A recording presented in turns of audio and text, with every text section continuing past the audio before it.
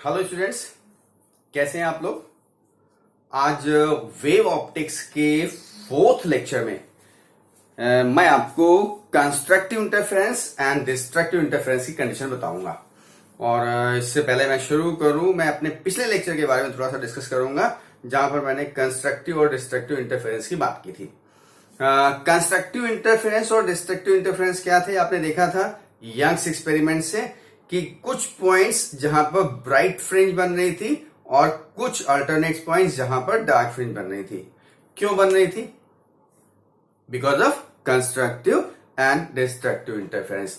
तो इंटरफेरेंस तो क्लियर है, the phenomenon in which when two waves of the same frequency travel in the medium simultaneously with constant phase difference, then at some point the intensity of light becomes maximum and at other point intensity becomes minimum is interference। ठीक है, तो आज हम mathematical derivation करके दिखाएंगे कि constructive और destructive interference का कंडीशन क्या है। तो देखिए, इसके लिए मैंने क्या कहा, दो वेव्स हैं और दो वेव्स ट्रेवल करेंगी। तो दो वेव को ट्रेवल कराने के लिए पहले हम दो वेव कंसीडर करें। तो let there are two waves, क्या क्या है, y1 is equal to a sine omega t और y2 is equal to a2 sine omega t plus 5। दो waves of the same frequency, दोनों में ओमेगा है ना, एंगुलर फ्रीक्वेंसी सेम है। अगर अलग होती तो ओमेगा 1 ओमेगा 2 रखते। अच्छा, a1 और a2 क्या है, वेव के एम्पलीट्यूड। अब ये भी स्लाइटली डिफर कर रहे हैं, बहुत ज्यादा डिफरेंस नहीं है। a1 a2 भी सेम हो सकते हैं या स्लाइटली डिफर कर रहे हैं, तो a1 a2 में थोड़ा सा डिफरेंस है।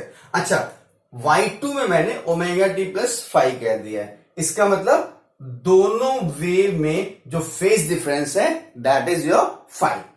क्लियर, 5 का फेज डिफरेंस है। अब मैं इंटरफेरेंस दिखाऊं पहले। तो इंटरफेरेंस क्या होता है, ड्यू टू सुपरपोजिशन, यानी according to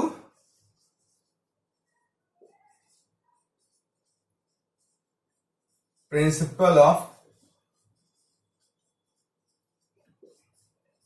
superposition, y is equal to y1 plus y2।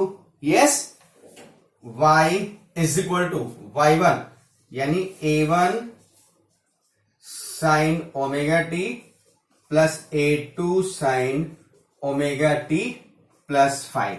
मैं क्या करता हूं, वैसे लिखता हूं a1 sine omega t plus a2 sine a plus B, sine a cos B plus cos a sine B, यानी sine omega t cos 5 plus a2 cos omega t sine 5। Right, अब देखता क्या हूं मैं कि यहां पर साइन ओमेगा टी इसमें कॉमन है, तो मैं इसको कॉमन ले लेता हूं। तो इसको लिखता हूं a1, यहां a1 बचेगा और यहां पे a2 cos 5 plus a2 cos 5 bracket के बाहर साइन ओमेगा टी प्लस ये हो जाएगा a2 sine 5 into cos omega t. इसको भी मैंने अरेंज कर दिया, साइन 5 इधर कॉस ओमेगा टी। तो इसको हम क्या मान लें, इस टर्म को अगर हम मान लें, ये y है, let a1 plus a2 cos 5 is equal to capital A cos theta. Yes, ये टर्म और a2 sine 5 and a2 sine 5 is equal to A sine theta. तो अब इसको उठा के यहां पुट करें ना, इसको इक्वेशन 1 और इसको इक्वेशन 2, और ये दोनों मैं यहां पे पुट कर रहा हूं। तो therefore y is equal to, इसकी जगह क्या हो जाएगा, a cos theta sine omega t plus ये क्या हो जाएगा ए साइन थीटा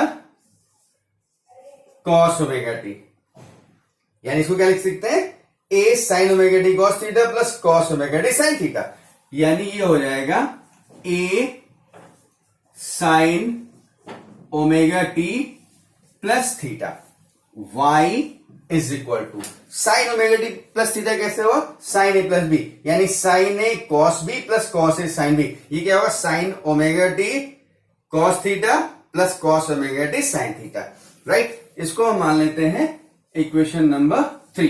अब आप देखिए ये हमारी थर्ड इक्वेशन, फर्स्ट टू जो हमारी एक इक्वेशन x और एक इक्वेशन y है, इसी के सिमिलर ही तो है। y is equal to A sine omega t, y is equal to A sine omega t plus theta, यहां पे omega t cos plus five था, तो पैटर्न सेम है। इसका मतलब इस सुपर पोजिशन के बाद जो वेव मिल रही है वो हमारी दो इनिशियल वेव्स के सिमिलर ही है, राइट। ये रिजल्टेंट वेव का एम्पलीट्यूड, ये डिस्प्लेसमेंट है। अच्छा, अब एक चीज देखिए आप, क्या ये आपका इक्वेशन 1 इक्वेशन 2, ठीक, मैं यहां से कर रहा हूं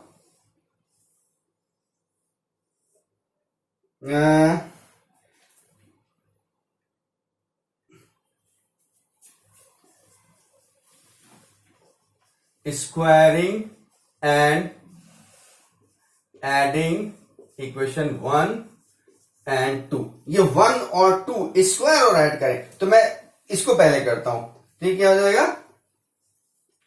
ए square cos square theta plus a square sine square, मैंने पहले राइट साइड को स्क्वायर करके ऐड किया, इज इक्वल टू, अभी क्या हो जाएगा, ये हो जाएगा a1 plus a2 cos five whole square plus ये क्या है a2 साइन फाइव, तो a2 sign five whole square. पहले मैंने राइट साइड वाले को स्क्वायर करके ऐड किया है और उसके बाद लेफ्ट साइड वाले को स्क्वायर करके ऐड कर दिया, केवल अभी एक्सप्रेशन लिखा है। अब आप देखिए इसमें से अगर हम ए स्क्वायर कॉमन लें तो ब्रैकेट में sine square theta plus cos square theta, yes, a बाहर हो गया।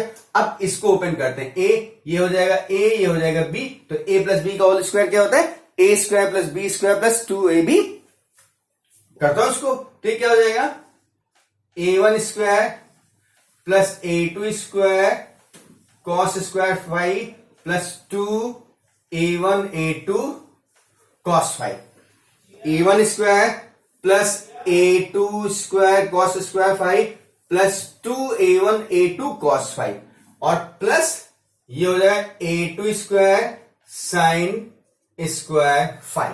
अब sign square theta plus cos square theta क्या होता है स्टूडेंट्स, इट इज 1, तो यहां क्या हो जाएगा a square into 1 is equal to, अब इधर राइट साइड में देखिए a2 square cos square 5 plus a2 square sine square 5, और ऐसे ही यहां पर जब हम a2 स्क्वायर कॉमन लेंगे तो ब्रैकेट में sine square 5 plus cos square 5 होगा एंड दैट विल बिकम 1।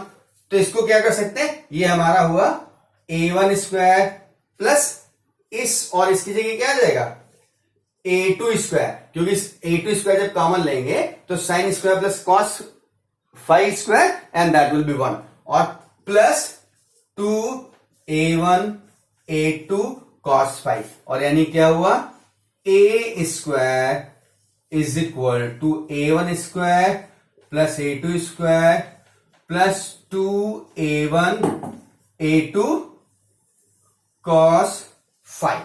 ये क्या है स्टूडेंट्स, मैंने क्या किया कि दो वेव्स ली जिनके डिस्प्लेसमेंट किसी पर्टिकुलर इंस्टेंट पर y1 और y2 थे, a1 और a2 इनके एम्पलीट्यूड्स हैं, एंगुलर फ्रीक्वेंसी दोनों की सेम है और दोनों वेव में फेज डिफरेंस फाई है। सुपर पोजिशन कराया इंटरफेरेंस के लिए और केवल मैथमेटिकल एक्सप्रेशन करते चले आए। यहां पर हमने इसको a cos थीटा मान लिया, यहां पर इसको a sin थीटा मान लिया। कैपिटल ए जो यहां पर निकल के आ रहा है। कैसे आया? हमने इन दोनों को 1 squaring and adding equation 1 and 2 इन दोनों को स्क्वायर करके ऐड किया है, तो ये हमारा रिजल्ट आया। ए क्या है? वेयर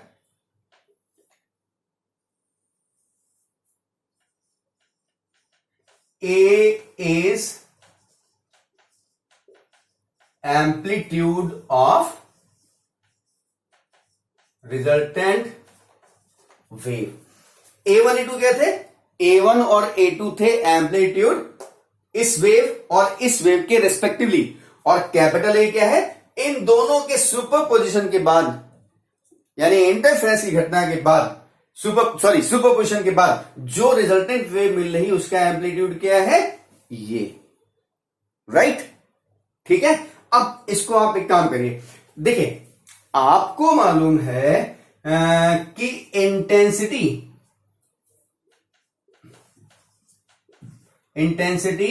I प्रोपोर्शनल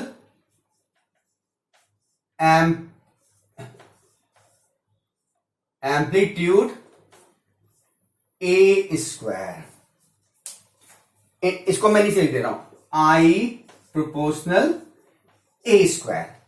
मैंने इंटेंसिटी ब्रैकेट में I proportional amplitude A square, यानी I proportional A square.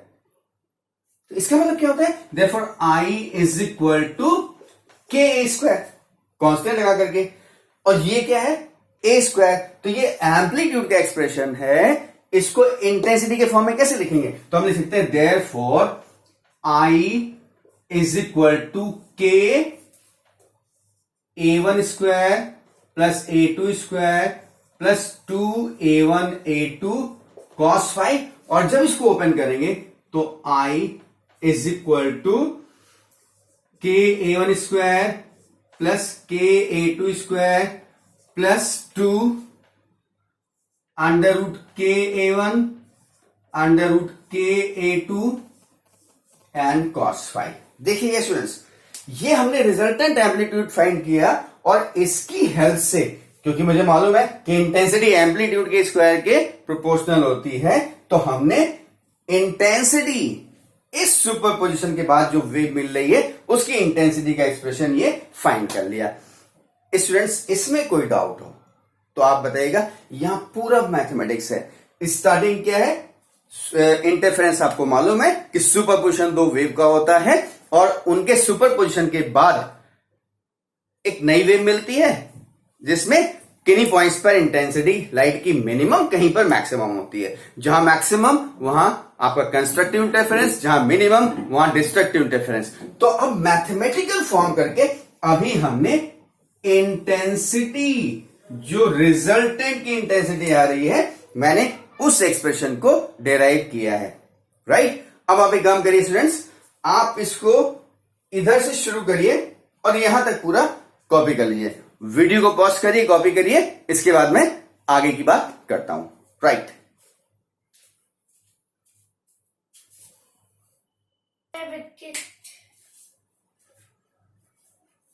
Students, note कर लिया था आपने, राइट? कंप्लीट नोट कर लिया। अब देखिए मैंने क्या किया है कि जो आपके इक्वेशन 1, 2 और बीच के जो इंपॉर्टेंट इक्वेशन आए थे उनको यहां पर नोट कर लिया। जैसे पहला इक्वेशन ये था, दूसरा ये था, और एकदम लास्ट इक्वेशन ये आया था। अब आपको मैंने थोड़ी देर पहले बताया था कि intensity is proportional to amplitude square, यानी I is equal to K A square, यहां पे लिखा था थोड़ी देर पहले। तो ये के A1 स्क्वायर क्या हो जाएगा? I is equal to I1, A1 है इसलिए I1, प्लस ये हो जाएगा I2 प्लस, अच्छा ये दोनों अंडर रूट क्यों हो गए? के से मल्टीप्लाई करना था, दोनों के साथ डिस्ट्रीब्यूट कर दिया, अंडर रूट के यानी के, ठीक है? ए के साथ ये था, इसमें केवल के से मल्टीप्लाई किया गया, और ये क्या हो जाएगा? 2 अंडर रूट I1 I2 और cos फाई। अब ये अंडर रूट I1 I2 क्यों हुआ? I इज इक्वल टू के स्क्वायर, ठीक है? तो अगर अंडर रूट दोनों तरफ कर देंगे तो क्या हो जाएगा? ये हो जाएगा under root k a is equal to under root I. तो अंडर रूट के का मतलब under root I1, under root k two का मतलब under root I two, right. तो students you got this expression regarding the intensity. अब हम इसके आगे बात करते हैं। देखिए मैंने आपसे कहा था कि इंटरफेरेंस में at some points intensity becomes maximum and at other point intensity becomes minimum. वो कंस्ट्रक्टिव और डिस्ट्रक्टिव की बात करते हैं। तो अब मैं आ रहा हूं condition for constructive interference. Constructive interference की बात कर रहा हूं। तो देखिएगा ये इंटेंसिटी का जो एक्सप्रेशन हमारा आ रहा है I is equal to I one plus I two plus two I one I two cos five. I one I two क्या है? पहले तो प्रश्न नहीं उठा ना कि आई वन आई टू क्या है। तो students I one I two are the intensities of the two waves respectively, यानी आई वन पहली वेव की इंटेंसिटी है किसी इंस्टेंट पर और आई टू दूसरी वेव की इंटेंसिटी है, ठीक है। अब ये रिजल्टेंट में हमारा ये आ रहा। तो अब कंस्ट्रक्टिव क्या होगा? मैंने कहा था कंस्ट्रक्टिव इंटरफेरेंस तब होता है जब मैक्सिमम इंटेंसिटी मिलती है, ठीक है। तो इसको मैं अगर इक्वेशन नंबर 3 लिख दूं तो आप इस एक्सप्रेशन में देखिए आई वन कॉन्स्टेंट है, आई टू कॉन्स्टेंट है, under root two I one I two constant है। वेरिएबल क्या है? फाई, फेस, और फेस कांस्टेंट है हमारा, फेस कांस्टेंट है। तो क्या होगा? कहते हैं ये मैक्सिमम तब होगा, कंडीशन फॉर कंस्ट्रक्टिव इंटरफेरेंस क्या है? कॉस फाई शुड बी +1, और जब ये +1 हो जाएगा तो इंटेंसिटी क्या आएगी? I is equal to I one plus I two plus two under root I one I two. ये रिजल्टेंट इंटेंसिटी यही मैक्सिमम हो गई। अब आगे देखिए कॉस फाई 1 कब होता है? Therefore cos phi is equal to +1 is equal to 0, 2 pi, 4 pi, 6 pi dash dash dash, यानी cos phi is equal to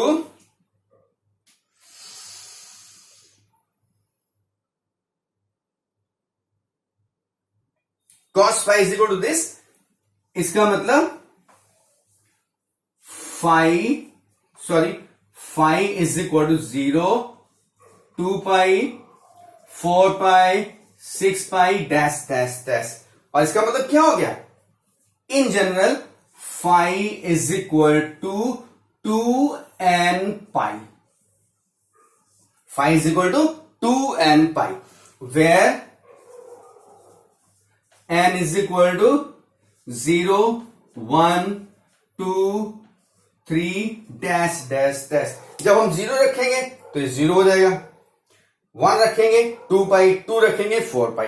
तो this is the condition for the constructive interference.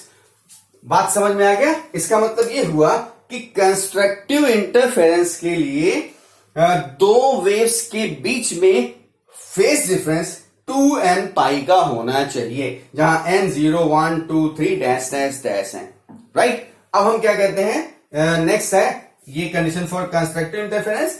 अब ये condition for destructive interference. Destructive interference क्या होगा यार? Destructive interference की condition का मतलब हुआ कि cos phi शुड बी -1। -1 का मतलब यहां माइनस हो जाएगा तो इंटेंसिटी हो जाएगी minimum, and therefore I is equal to I1 plus I2, और -1 की वजह से -2 अंडर रूट I1 I2। ये हो गई intensity, and that will be your minimum intensity. ये मैक्सिमम थी क्योंकि यहां +1 था तो ये आ गया, और जब यहां पे -1 रख देंगे cos फाई की जगह तो यहां माइनस आ जाएगा, तो रिजल्टेंट इंटेंसिटी मिनिमम ये होगी। अच्छा अब यहां से देखिए इसका मतलब क्या हुआ? एंड देयरफॉर क्या होना चाहिए? cos फाई -1 का मतलब फाई इज इक्वल टू क्या होना चाहिए? Pi 3 pi, 5 pi, 7 pi, dash dash dash, and therefore in general क्या हो जाएगा, phi is equal to 2n minus 1 pi. Phi is equal to 2n minus 1 into pi, where n is equal to 1, 2, 3, 4 dash dash dash. तो ये क्या हो गया, ये condition हो गई डिस्ट्रक्टिव इंटरफेरेंस की, और ये कंडीशन है कंस्ट्रक्टिव इंटरफेरेंस की. स्टूडेंट्स बात समझ में आ गया? ठीक है. अब ये हमारा हो गया condition for the constructive and destructive interference. इसमें किसी को कोई डाउट नहीं ना? अच्छा, एक चीज और, जैसे बाय द वे हम अगर इसको पाथ डिफरेंस के टर्म में करने की बात करें तो आपको मालूम है delta phi is equal to 2 pi by lambda into delta x, path difference. तो कंस्ट्रक्टिव के लिए क्या होगा, for constructive delta x is equal to delta phi lambda by 2 pi, and delta phi क्या था, 2n pi into lambda upon 2 pi और 2 pi cancel, यानी delta x is equal to n lambda. ये constructive के लिए आ गया, किस term में, पाथ डिफरेंस के टर्म में. और ऐसे ही जब हम डिस्ट्रक्टिव के लिए करेंगे तो फॉर डिस्ट्रक्टिव क्या हो जाएगा, delta x is equal to delta phi कितना है, 2n minus 1 pi into lambda upon 2 pi, pi cancel हो जाएगा और ये क्या आ जाएगा, n minus 1 by 2 into lambda, path difference. तो students clear, condition for the constructive and destructive interference. Constructive के लिए phase difference 2n pi and path difference n lambda. Destructive के लिए phase difference 2n minus 1 pi and path difference n minus 1 by 2 into lambda.